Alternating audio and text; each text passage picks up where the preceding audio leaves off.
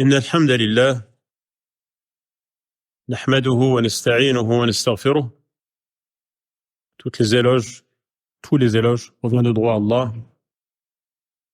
Éloge et salut au messager du prophète sallallahu alayhi wa sallam, au messager d'Allah sallallahu alayhi wa sallam. أما بعد فإن أصدق الحديث كتاب الله وخير الهدي هدي محمد صلى الله عليه وسلم. La parole la plus vraie est la parole d'Allah, et l'enseignement le meilleur est celui du prophète Mohammed. وشر الأمور محدثاتها, les pires des choses sont ce qui est inventé dans la religion. وكل محدثة بدعة وكل بدعة ضلالة وكل ضلالة في النار. Tout ce qui est inventé dans la religion est taxé de bid'ah. Or, toute bid'ah est une fausse route. Et toute fausse route aboutit finalement en enfer. Amma ba'd, fa marhaban bikum jami'an, bienvenue à tous. On continue une conférence. On avait mise en pause il y a 2 ans et 3 mois à peu près, intitulée Un foyer stable. Vous avez vu l'affiche, ils ont mis un navire sur une espèce de lac ou de mer d'huile, sans vagues. En vérité, c'est plus un navire qui traverse des vagues. Et ça me fait penser à l'histoire de Nuh, où Allah subhanahu wa ta'ala dit, en décrivant la trajectoire de l'arche, وَهِيَ تَجْرِي بِهِمْ فِي مَوْجٍ كَالْجِبَالِ. L'arche voguait en traversant des vagues qui ressemblaient à des montagnes. Cependant, l'arche était stable. Parce qu'au départ, lorsqu'ils sont montés dans l'arche, Allah subhanahu wa ta'ala a dit à Nuh de dire Bismillah. Bismillahi majriha, mujraha, de lecture. Wa mursaha. Le départ, l'arrivée se fait avec l'aide d'Allah subhanahu wa ta'ala, avec sa bénédiction, et la trajectoire et le trajet du navire est vu par Allah qui protège l'embarcation et les passagers. Peu importe les vagues qu'il peut y avoir, peu importe le tangage et le roulis, peu importe cela, si Allah subhanahu wa ta'ala prend en charge les passagers et l'embarcation, ils arriveront de toute manière à bon port. Donc on parlait plus de stabilité en mouvement. Et on avait parlé de la stabilité individuelle. Un foyer, c'est un ensemble de gens qui vivent sous un même toit. Au départ, le foyer, vous savez c'est quoi? Le foyer, c'est un lieu où on allume un feu. Un foyer, c'est un lieu où on allume un feu, notamment pour cuisiner. Donc c'est les gens qui mangent de la même cuisine. Ils mangent tous autour d'un même plat. Ils sont sous le même toit. La formule classique, c'est un homme et son épouse et des enfants. Il peut y avoir d'autres formes de foyer. Un homme seul, c'est rare. Une femme seule, c'est rare. Ce n'est plus rare, de moins en moins rare. Et les familles recomposées, où les enfants sont pas tous les enfants des 2 membres du couple, Mais ils vivent tous sous le même foyer, sous le même toit et constituent tous un foyer. Et la stabilité de ce foyer va être le résultat de la stabilité de chacun de ses membres. On avait dit que l'élément le plus important dans la stabilité de chacun, c'était at-tawhid. الذين آمنوا ولم يلبسوا إيمانهم بظلم أولئك لهم الأمن. Ils ont une sécurité interne. Les gens qui concrétisent le monothéisme, qui n'entachent pas leur monothéisme par une forme de shirk majeur qui annule donc le tawhid, ou mineur qui le diminue et l'entache. Et si chacun des membres est stable, le résultat c'est que le foyer lui-même est stable, il restera à régler les interactions à l'intérieur de ce foyer. On avait parlé de le fondement juridique sur lequel est basé le foyer. On avait parlé des règles et des conditions du mariage. Et ce qui fait qu'un mariage est valide ou pas. Et que cela avait une influence ensuite sur la suite des événements à l'intérieur de ce foyer. Souvent, les thérapeutes, vous savez, quand quelqu'un va pas bien, ils demandent comment s'est passé l'accouchement. Raconte-moi comment s'est passé ton accouchement. Comme si la manière d'arriver au monde pour avoir une marque indélébile, je sais pas, mais en tout cas, va participer de ce qu'est cette personne et de ce qu'elle est susceptible de devenir ou de subir. Et donc le départ de ce foyer, le départ du lien entre l'époux et l'épouse, c'est un lien juridique avec des règles à respecter. Et on s'est arrêté donc à ce point. On avait dit, maintenant que les fondations sont lancées et posées, on allait ouvrir la porte et voir ce qui se passe à l'intérieur du foyer. Donc il y a plusieurs cadres en fait dans lesquels s'inscrivent les interactions et les liens internes à un foyer. Il y a un cadre juridique, on en a parlé. Il y a un cadre qu'on pourrait appeler fonctionnel, c'est-à-dire comment ça marche, comment ça fonctionne, qui fait quoi, comment.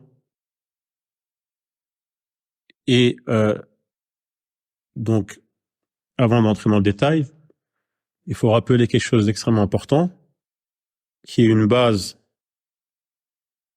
comme un tronc à partir duquel les ramifications et les branches vont se déployer pour pouvoir cueillir les fruits, Inch'Allah. Et également en cas de soucis qui sont traversés, ou en cas d'incompréhension, en cas de conflit ou de friction, c'est la base vers laquelle il faut revenir. Et c'est ce qu'Allah subhanahu wa ta'ala affirme plusieurs endroits dans son livre, en disant « وَمَا اخْتَلَفْتُمْ فِيهِ مِنْ شَيْءٍ فَحُكْمُهُ إِلَى اللَّهِ » Ma, c'est un terme général, global. Toute affaire sur laquelle vous êtes en désaccord, quelle qu'elle soit, فَحُكْمُهُ إِلَى اللَّهِ, c'est Allah qui tranche.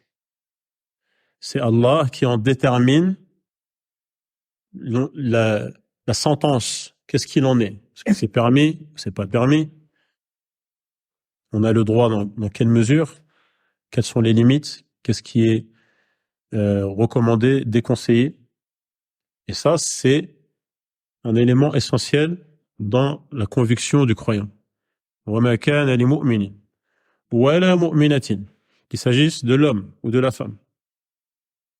وَمَا كَانَ لِمُؤْمِنٍ وَلَا مُؤْمِنَةٍ إِذَا قَضَى اللَّهُ وَرَسُولُهُ أَمْرًا أن تكون لهم, et de lecture, الخيرة.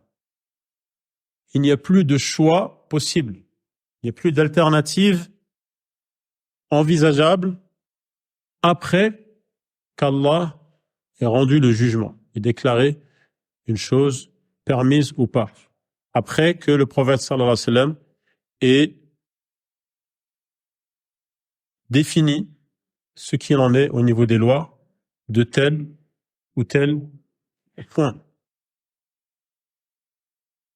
Et Allah subhanahu wa ta'ala dit également فَلَا وَرَبِّكَ لَا يُؤْمِنُونَ حَتَّى يُحَكِّمُوكَ فِيمَا شَجَرَ بَيْنَهُمْ. Allah jure par lui-même, qui montre l'importance de l'affaire. فَلَا وَرَبِّكَ. Allah jure par le Seigneur du prophète sallallahu alayhi wa sallam, par lui-même. Ils ne seront croyants qu'à condition حَتَّى يُحَكِّمُوكَ فِيمَا شَجَرَ بَيْنَهُمْ. Jusqu'à ce qu'ils te considèrent comme étant l'arbitre de leurs différends.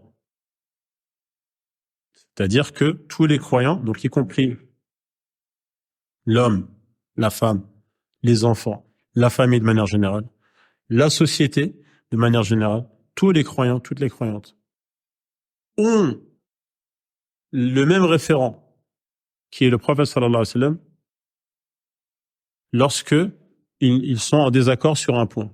Le prophète sallallahu alayhi wa sallam lorsqu'il est vivant, et sa sunna lorsque il a quitté ce monde.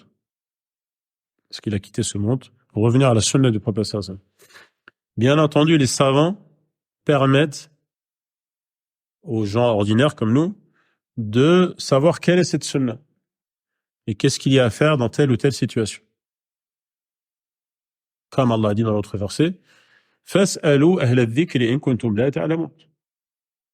Un ordre d'interroger les savants parce qu'on ne sait pas, et ces savants vont nous éclairer sur quelle est la sunna qui tranche dans telle ou telle situation. Donc ça, c'est la première chose. Tout le monde considère que le prophète sallallahu alayhi wa sallam est l'arbitre. La sunna du prophète sallallahu alayhi wa sallam est le référent commun. Thumma, en plus de cela, ça ne suffit pas. لا يجدوا في أنفسهم حرجا مما قضيت. Lorsque le prophète sallallahu alayhi wa sallam rend le jugement, lorsque la sunna est claire sur ce qu'il en est dans telle ou telle situation, et qu'il y a donc une sentence,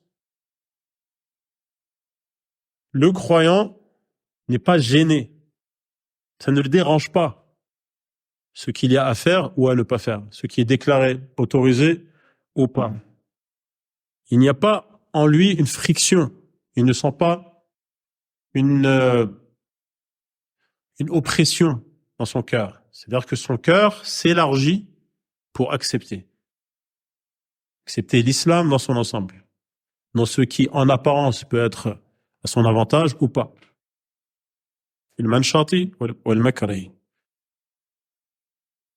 Et en plus de cela,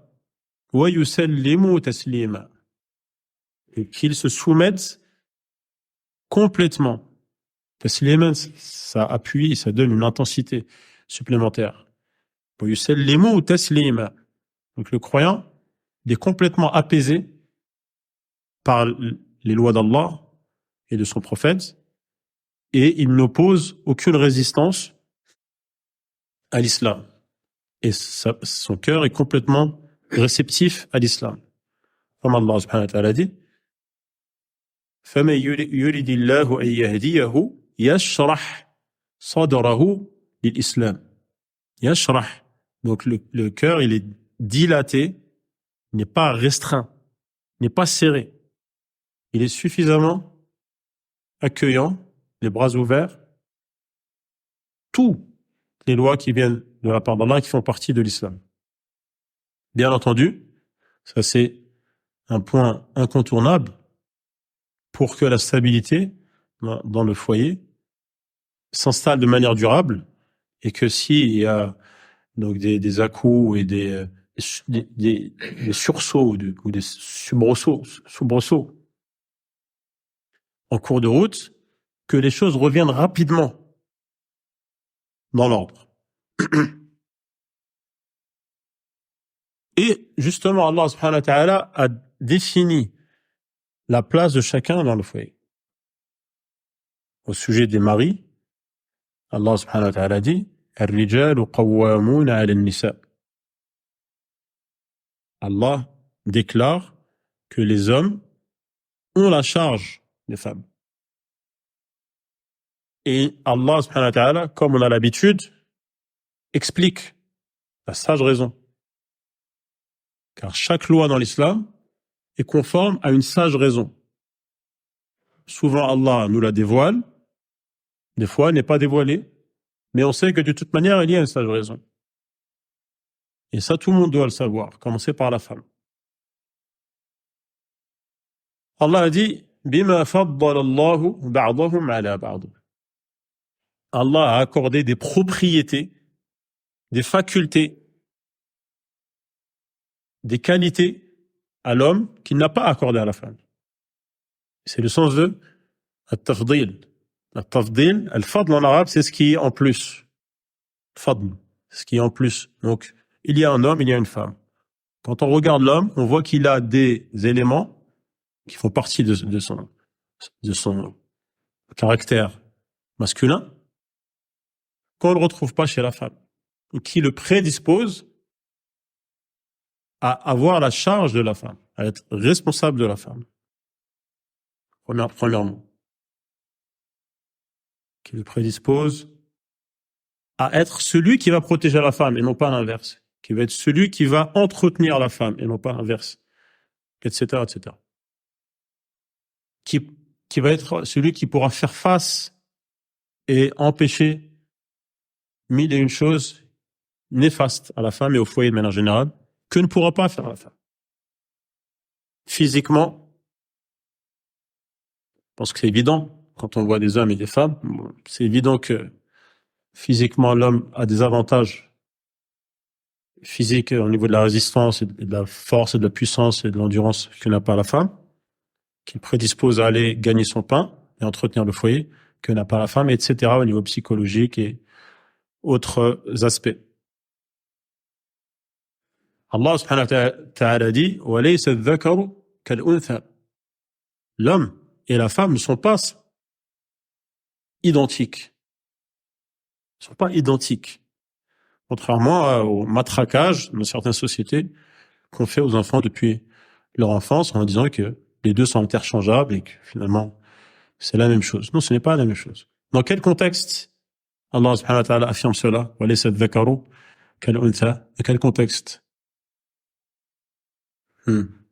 Mariam. Hein? Mariam, qu'est-ce que attendait Mariam? Sa mère. La mère de Mariam, Imratu Imran. Elle attendait, elle était enceinte, elle voulait un garçon. Elle s'attendait à ce que ce soit un garçon. Pourquoi? Nadartu laka ma fi batni muharraran. Elle avait promis que son enfant allait être au service de la mosquée sacrée, Beit al-Maqdis, à Jérusalem. Et lorsque le bébé était une fille, elle a dit, allez, c'est-à-dire que la fille n'aura pas les mêmes, ne pourra pas occuper les mêmes fonctions qu'un garçon pour ce qui est d'être au service du temple sacré. Donc ça, il faut le redire, bien que ce soit une évidence. Certains, des fois, on aurait presque honte de dire que l'homme est plus fort que la femme, court plus vite que la femme, supporte les épreuves et peut s'engager dans certaines circonstances difficiles avec plus de facilité qu'une femme. Tellement il y a un matraquage dans certaines sociétés à ce sujet, en taxant ceux qui décrivent la réalité de misogyne ou de macho, ou de ce genre de critiques infondées. Donc ça, c'est la première chose. Deuxièmement, ce qui fait que c'est l'homme qui est responsable de la femme dans le foyer. Et c'est l'homme qui prend en charge la femme dans le foyer et qui a la charge donc de sa femme et donc et également de ses enfants. Allah a dit bima faddala Allahu ba'dahum ala ba'd wa bima anfaqu min amwalihim. Parce que celui qui dépense c'est l'homme.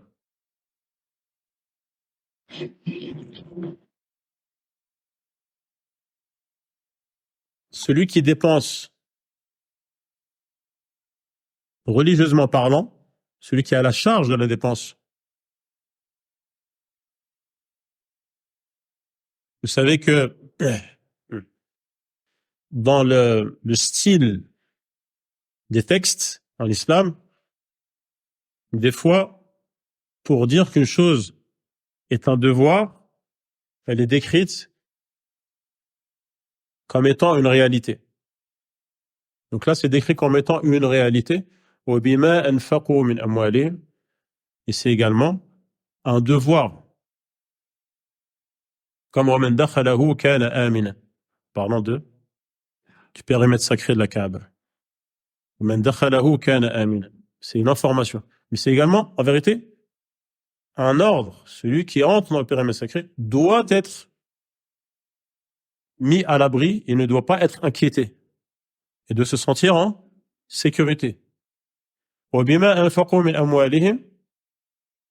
les hommes, ce sont eux qui ont dépensé dès le début du foyer, donc au moment du mariage, il a dépensé en donnant al-mahr, la dot. Et ensuite, à partir du moment où la vie commune commence, il a la charge de la dépense et doit entretenir cette femme, la nourrir, la vêtir et la loger.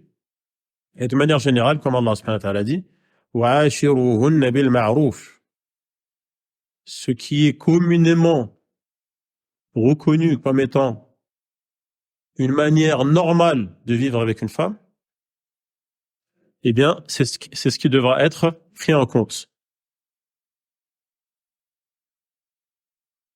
Donc, le type de dépenses, les sujets ou les objets qui doivent être achetés, les services doivent être payés, la santé, etc. Tout cela revient à ce que dans la société où les deux vivent, et selon leurs conditions sociales, ce qui est considéré comme étant normal, la normalité, c'est ce qui devra être honoré. Donc deux choses, l'homme a des facultés qu'il prédispose, et deuxièmement, c'est lui qui entretient cette femme, et également les dépenses du foyer. La stabilité du couple, elle va avoir un lien avec ce cadre fonctionnel, le fonctionnement du couple. S'il y a un déséquilibre à ce niveau-là, à savoir que ce n'est plus le mari qui prend en charge le foyer, ça va être une cause de déstabilisation, d'accord, qui au départ a pour cause le non-respect de cette fonction qu'Allah subhanahu wa ta'ala a assignée à l'homme. Donc ça, c'est l'homme qui doit le savoir. Quand il se marie, il doit savoir qu'à partir du moment où le wali, le père ou un autre wali, donc s'il n'y a pas le père, en principe c'est le père. Dans certains cas, ça peut être quelqu'un d'autre par procuration, ou s'il n'y a plus, si le père est décédé, ou dans certains cas, les convertis, on en a parlé la dernière fois. Le wali, c'est le gouverneur musulman, c'est aller dans un pays musulman, ou celui qui le représente, comme le Udoul ici.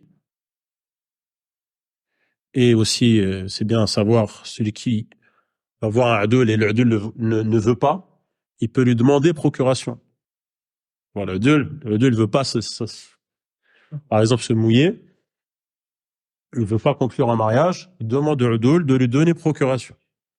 N'importe quel Udoul aussi, ce n'est pas ce qu'elle avec la sœur. Oui. N'importe.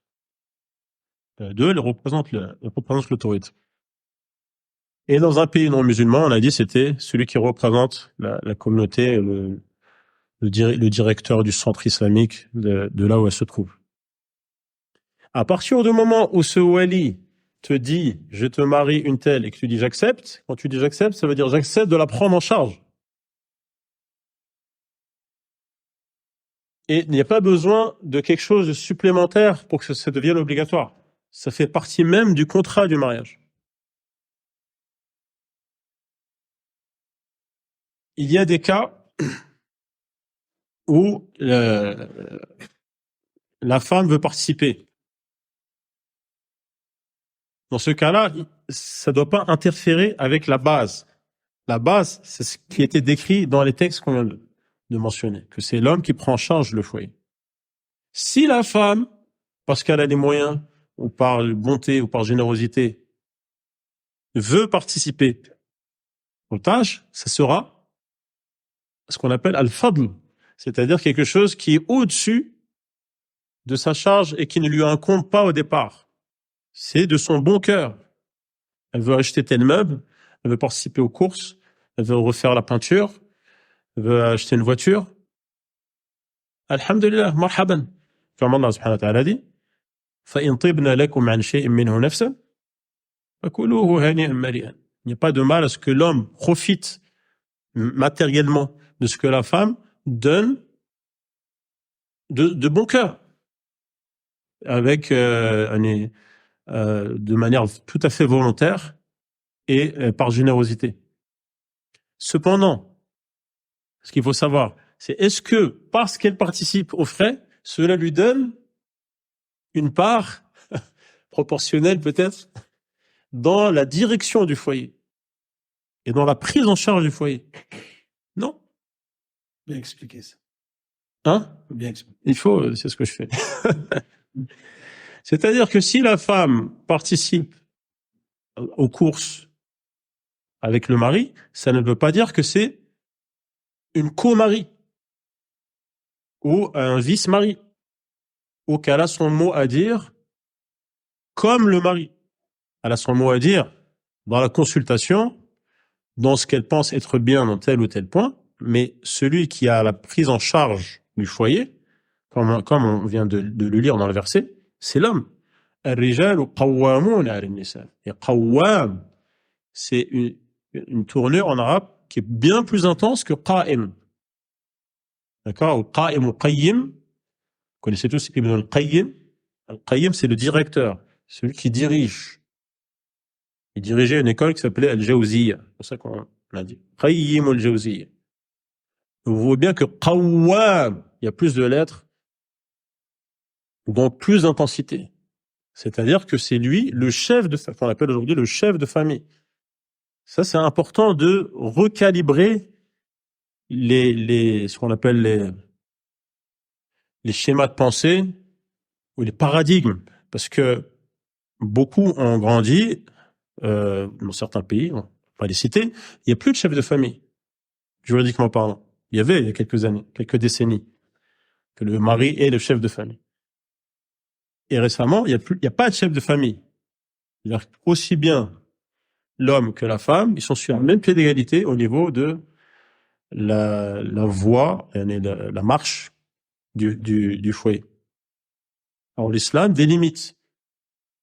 Donc si la femme elle veut mettre la main à la poche, marhaba, mais ça restera de la générosité. Ça ne donne pas un pouvoir particulier ou le droit donc de s'opposer au mari ou de prendre les rênes du foyer. Et dans ce cas-là, il faudra respecter les règles de celui qui fait un cadeau ou les règles de celui qui fait une sadaqa. Vous savez que, comme on vient de le voir, l'homme a le devoir de prendre en charge sa femme dans tous les cas. Que sa femme soit aussi riche que lui, moins riche que lui, ou plus riche que lui. Même si sa femme elle est millionnaire, c'est lui qui doit la prendre en charge. Donc le mari doit prendre en charge sa femme même si elle roule sur l'or. Cependant, si sa femme, par générosité et par bonté, participe aux frais, il faudra respecter les bonnes manières, la bienséance de celui qui fait une faveur à quelqu'un, qui sont rappelés par Allah subhanahu wa ta'ala et instaurés par Allah, qui dit « Ya ayyuhalladhina amanu لا تبطلوا صدقاتكم بالمن والأذى. Celui qui fait une sadaqa, même chose, celui qui fait un cadeau, ne doit pas annuler cette bonne action. D'abord, se rappeler que c'est une bonne action. C'est fait pour Allah. Il faut la sincérité et la pureté de l'intention, premièrement. Deuxièmement, cette bonne action ne doit pas être annulée. Oui, il y a des choses qui annulent les bonnes actions. Qu'est-ce qui annule cette bonne action? Elle mène rappeler de manière hautaine et de manière méprisante le bien qui a été fait. Donc il ne faut pas que l'épouse ou le mari lui-même, même chose, n'importe quel musulman, mais là on parle particulièrement de ce qui se passe dans le couple, ne doit pas annuler cette bonne action dès qu'il y a un malentendu ou dès qu'il y a un moment dur à passer ou dès qu'il y a une épreuve à surmonter, de dire ah tu te rappelles l'autre jour, tu étais en galère, c'est moi qui ai sorti la carte bleue, tu te rappelles quand il fallait changer les roues, c'est moi qui ai... Non, ça annule la bonne action. Ah. C'est toujours moi qui ai acheté les fruits et les légumes, c'est toujours moi qui ai acheté les gruyères, c'est toujours moi qui payais le wifi. Il faut pas rappeler ça de manière hautaine et de manière qui met l'autre dans la gêne et qui le couvre de honte. C'est ce qu'on appelle al-man. Rappeler à quelqu'un qu'il t'est redevable. Tu as une dette envers moi. Ou al-adha, donc c'est ce qui va lui causer du tort, l'attrister, le déranger et le piquer. Donc, ça remet rien en cause dans les liens fonctionnels du foyer, le fait que la femme participe au frais. Ce sera un plus. Jaza'Allah khairan, qu'Allah la récompense. Mais ça ne fait pas d'elle le chef du foyer ou un concurrent du chef du chef de famille. C'est pour cela qu'Allah subhanahu wa ta'ala dit ensuite, femme. Donc il y a un lien entre le rôle, il n'y a pas le rôle, parce que il n'y a pas trop ce terme, la fonction du mari et celle de l'épouse. Donc le mari, il fait ce qu'il a à faire, il assume. Il y a des choses à payer, il paye. Et il faut aller travailler dur, il va travailler dur. Il faut serrer les dents, il va se serrer les dents. Il faut se frotter à la vie pour ramener le pain, il y va. Il assume son rôle. Et ensuite, Allah dit, il y a un lien. Et donc, l'épouse obéit au mari.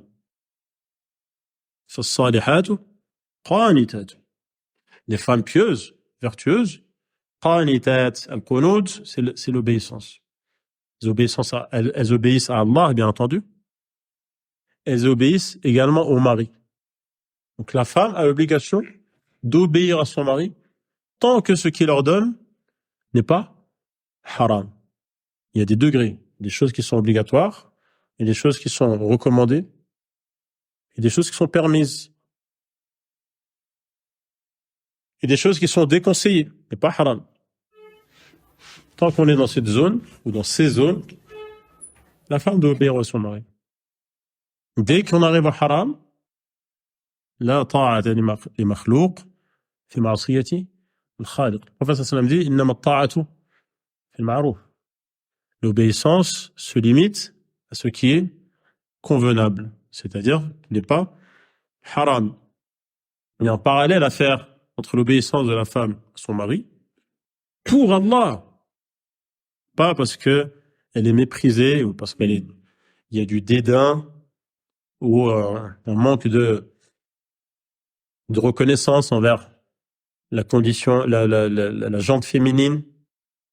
Non, c'est parce qu'Allah le dit. C'est Allah qui dit. As-salihat ou qanitat. Faire attention donc à la vague féministe, donc qui présente la religion comme étant un moyen pour trouver les hommes pour avoir une emprise sur les femmes. C'est Allah qui dit. Qul huwallahu ahad, Allahu samad. C'est lui qui dit également فالصالحات قانتات. Tout cela fait partie de l'islam. Et rappelez-vous l'introduction qu'on a dit il y a quelques minutes.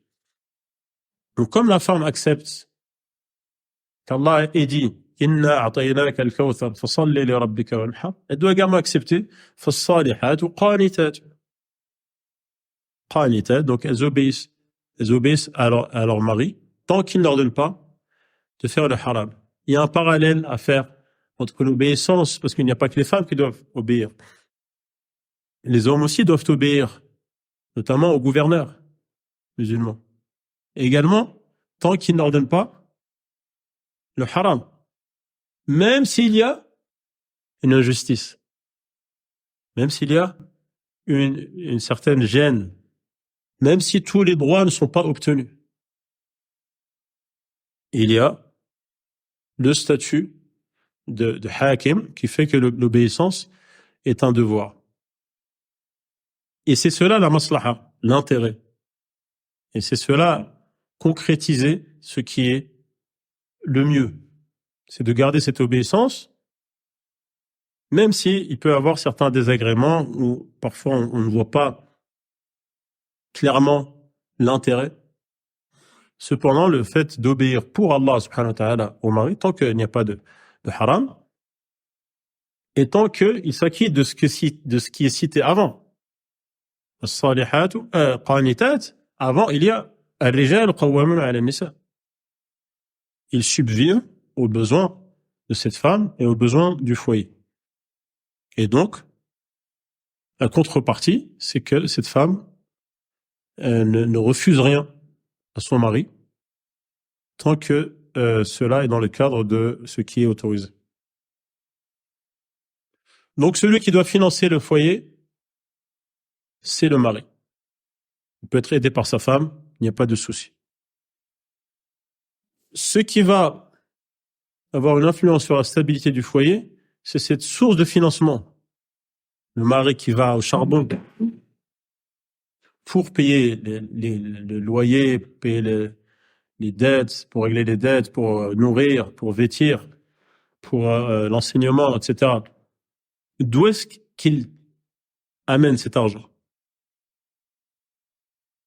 Cela va avoir une influence. Parce que Allah subhanahu wa ta'ala dit, Inna Allah, le prophète sallallahu alayhi wa sallam dit, Inna Allah ta'ala tayyibun, la yaqbalu illa tayyiban. Allah n'accepte que ce qui est bon. Et Allah subhanahu wa ta'ala est pur, il n'a aucun défaut. Et n'accepte que ce qui est pur, qui n'a pas le défaut d'être haram. Et chacun aura des comptes à rendre sur sa richesse, comment il l'a obtenue et dans quelle voie il l'a dépensé. Allah subhanahu wa ta'ala ordonne Kulu min at-tayyibat wa'malu salihan. Parce qu'il y a un lien en fait entre ce que tu manges et ce qui va te permettre d'agir pour pouvoir bouger. Ton corps, il a besoin d'être nourri. Ces cellules ont besoin d'être nourries. Ce qui amène la nourriture à tes cellules, c'est le sang. C'est ce que tu as mangé qui circule dans ton sang. Ce que tu manges et ce que tu donnes à manger à tes enfants va circuler dans leur sang. Et cela va faire partie donc de ce qui est dans ton corps. Et si tu manges du halal, ton corps va être disposé à faire le bien. Si tu manges du haram, ton corps n'aura pas la force de faire le bien. Et vous voyez le lien. Kulu min at-tayyibat wa'malu salihan.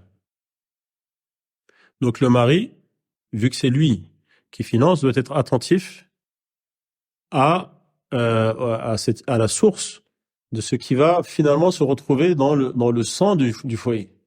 Donc un foyer qui est alimenté par le haram, forcément, ce sera une cause de déstabilisation. Pour revenir au verset, as-salihatu qanitat, donc elles obéissent à Allah, les femmes pieuses, elles obéissent à leur mari, dans ce qui n'est pas haram, hafidhatun lil ghaib, donc lorsque le mari est absent, elle préserve son honneur. Il n'y a pas d'infidélité. Il n'y a pas de choses qui déplaisent au mari. Rentrer des gens qui n'aimeraient pas qu'ils aient accès au foyer. Le cas inverse est cité juste après. وَاللَّاتِي تَخَافُونَ نُشُوزَهُنَّ. Donc, an-nushuz, c'est justement le fait de ne plus obéir au mari. Et an-nushuz, au départ en arabe, ça veut dire le fait d'être élevé. Nashaz, Abdun Nashaz, c'est un endroit qui est surélevé par rapport aux autres. Également, une cacophonie, quelqu'un qui chante faux, on dit de lui que c'est Nashaz, comme si il avait tout d'un coup un pic qui était désagréable. Donc, an-nushuz, c'est une femme qui prend des airs hautains avec son mari, justement en refusant cette obéissance au mari. Et là, Allah subhanahu wa ta'ala indique les moyens de remédier à ce cas de figure. Cependant, ce qu'il faut savoir, c'est qu'une chose, ça peut être du point de vue de la femme, du côté de la femme, mais ça peut être également du côté de l'homme. Allah subhanahu wa ta'ala dit dans l'autre verset. Qu'est-ce qu'il dit dans le verset? On te parle d'une chose et des hommes.